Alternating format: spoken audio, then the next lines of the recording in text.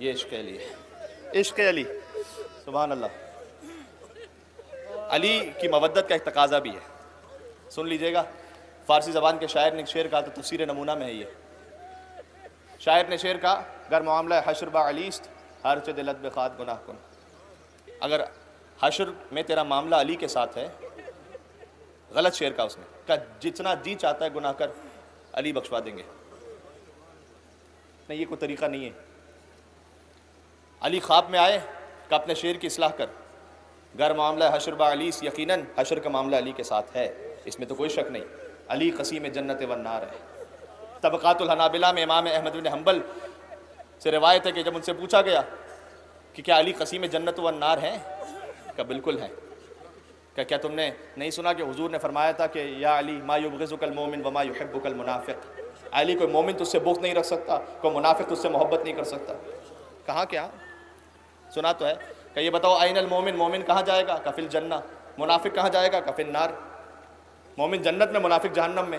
کا فیصلہ ہو گیا، علی سے کوئی مومن کے علاوہ محبت کر نہیں سکتا، علی سے کوئی منافق کے علاوہ بغض رکھ نہیں سکتا۔ فیصلہ ہو گیا کہ محبت علی ہی تو ہے جو جنت و جہنم کو تقسیم کرنے والی ہے۔ فرمایا کہ مولا علی علیہ السلام نے کہا اپنے شعر کی اصلاح کر، گر معاملہ حشر با علیس، یہ مصرع ٹھیک ہے، حشر کا معاملہ اگر علی کے ساتھ ہے۔ علی نے کہا کہ دوسرا مصرع یہ لکھ کے از رخ علی شرم کن و کمتر گناہ کن، اگر حشر کا معاملہ علی کے ساتھ ہے تو علی کے چہرے سے کچھ حیا کر لے اور گناہوں میں کچھ کمی کر لے۔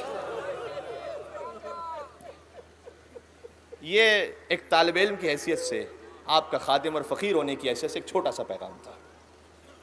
آپ جب جلوس میں جا رہے ہیں نا، تو آپ انڈیویجول نہیں ہیں، آپ محبت علی کے سفیر بن کر جا رہے ہیں۔ آپ کا جو ایک ایک عمل ہے وہ علی کی مودت، علی کی ولایت، اس کی سفارت کی علامت ہے۔ بس اس کا خیال رکھیے گا۔ مولا آپ کو بہت اجر عطا فرمائے۔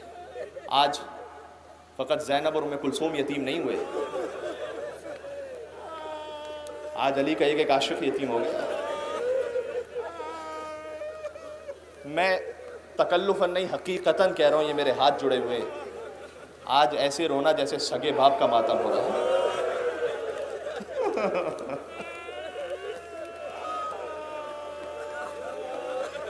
علی کا سر اتنا زخمی تھا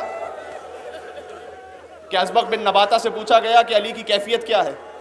کہ علی کا چہرہ اتنا زرد ہو چکا ہے، علی کی پیشانی پر ایک زرد پٹی بندھی ہے، میں پہچان نہ سکا کہ چہرہ زیادہ زرد تھا یا پٹی زیادہ زرد تھی۔ ابن ملجم کو بلایا گیا، مولا نے کہا ابیس الامام، کیا میں تیرا برا امام تھا؟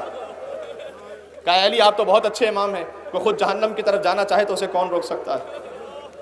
کہا بیٹا حسن الا تری الی عینیہ، کیا تو نے اس کی آنکھوں میں نہیں دیکھا؟ خوف ہے اسے، اس کی رسیوں کو کھول دے۔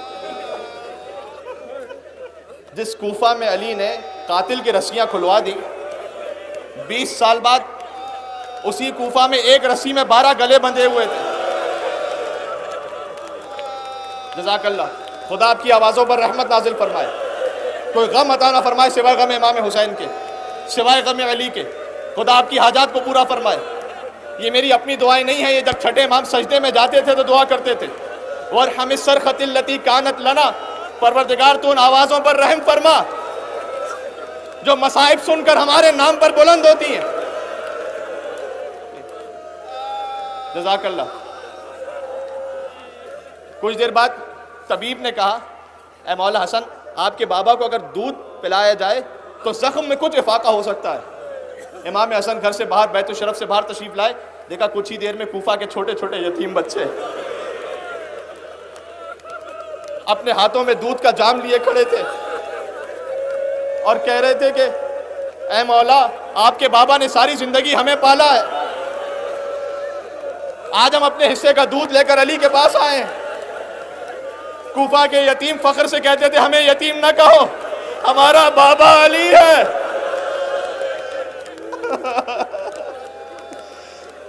جب علی کو دفنا کر حسن اور حسین واپس آ رہے تھے، دیکھا ایک شخص ہے جو رو رہا ہے، نابینا ہے، بوڑھا ہے۔ کہا اگر تیرے پاس کھانا نہیں ہے تو تجھے کھانا دوں، لباس نہیں ہے تو لباس دوں۔ کہا نہیں، میں تو رو رہا ہوں، میرا ایک دوست تھا جو ہر روز میرے پاس آتا تھا، 3 دن ہو گئے، اللہ جانے مجھ سے کیا خطا ہو گئی، میرے پاس نہیں آیا۔ امام حسن نے کہا اچھا اس کا چہرہ کیا تھا؟ کہا میں نابینا ہوں، دیکھ نہیں سکتا۔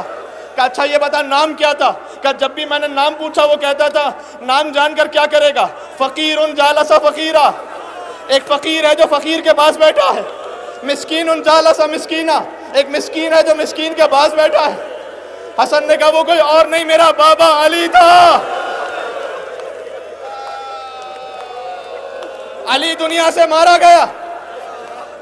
کہا اچھا مجھے اپنے بابا کی قبر پر لے چلو۔ علی کی قبر پر یہ شخص پہنچا، کہتا ہے پروردگار جب تو نے میرے محسن کو اٹھا لیا مجھے جینا نہیں ہے۔ چیخ ماری، علی کی محبت میں رخصت ہو گیا۔ یہ تھا یتیموں کے دل میں علی کا پیار۔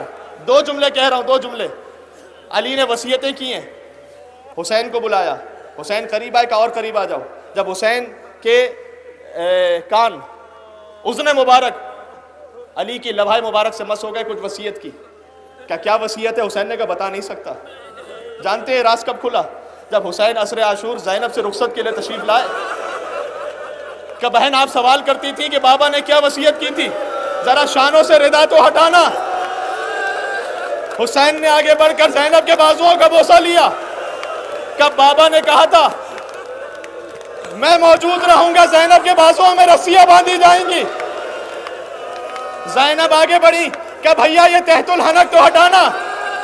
ماں نے کہا تھا حسین کے گلے پر خنجر چلے گا، میرے نیابت میں حسین کے بازوؤں کا بوسہ لینا۔ آخری جملہ، ایک حسین کو وصیت کی، ایک زینب کو بھی وصیت کی۔ جب بی بی زینب کربلا سے کوفہ پہنچی، کوفہ سے شام کے دربار میں، یزید کے دربار میں دروازے کے باہر بیٹھ گئیں۔ سیدہ سجاد نے کہا بھوپی اماں آگے کیوں نہیں جاتی؟ کہ بابا کا آخری وقت تھا، بابا نے کہا تھا بیٹی تجھے شرابی کے دربار میں جانا ہوگا۔ میں نے کہا تھا بابا آپ مشکل کشا ہو، کیا میری مدد کو آؤ گے؟ میرے بابا نے وعدہ کیا تھا میں تیری مدد کو آؤں گا۔ اے سجاد میں اپنے بابا کا انتظار کر رہی ہوں۔ یہ کہہ کر زینب اٹھی کہ سجاد میرا بابا آ گیا، السلام علیکہ یا امیر المومنین۔ آخری جملہ، علی دنیا سے رخصت ہوئے، وصیت کی تھی میرا تابوت پیچھے سے اٹھانا، حسن اور حسین نے اٹھایا، کہ آگے سے کوئی نہ اٹھائے۔ علماء کہتے ہیں کہ جبرائیل اور میکائیل نے علی کا تابوت اٹھایا۔ نہیں، ایک اور جملہ سن لو، دیکھیں جنازوں کی رونق تو بیٹیوں سے ہوتی ہے نا۔ علی کے جنازے پر زینب بھی رو رہی تھی، ام کلثوم بھی رو رہی تھی، لیکن تاریخ میں دو جنازے ایسے ہیں جن کی بیٹیوں کو جنازے پر رونے نہ دیا گیا۔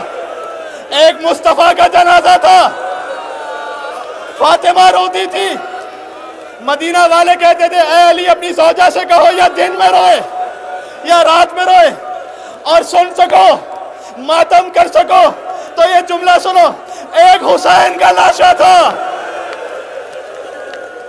سکینہ روتی تھی تو تماچے لگتے تھے، تازیانے لگتے تھے۔ زینب علی کے لاشے پر تھی، حسن نے جدا کیا۔ سکینہ حسین کے لاشے پر تھی، شمر نے جدا کیا۔ علی کا تابوت چلا، ہر درخت نے جھک کر کہا السلام علیکم امیر المومنین، دیوار نے جھک کر سلام کیا۔ میں ہاتھوں کو جوڑ کے کہوں گا اے جبرائیل اور میکائیل تم اس تابوت کو اٹھانے کوفہ میں تو آ گئے ہو، لیکن کل کربلا میں آنا، بھائی علی کا تابوت آ رہا ہے، کندھا دینا ہے نا۔ یہ جملہ سن لو، اے جبرائیل و میکائیل کل ایک کربلا میں لاشا ہوگا، بے گور و کفن لاشا، وارث موجود ہے لیکن ہاتھوں میں ہتھ کڑیاں، پیروں میں بیڑیاں۔ حسین کا لاشا پامال ہوتا رہا، زینب فریاد کرتی رہی اے نانا اپنے سینے پر حسین کو سلانے والے، آج تیرا حسین ہے گھوڑوں کی ٹاپوں تلے پامال۔ یا حیدر کرار، یا حیدر کرار، یا حیدر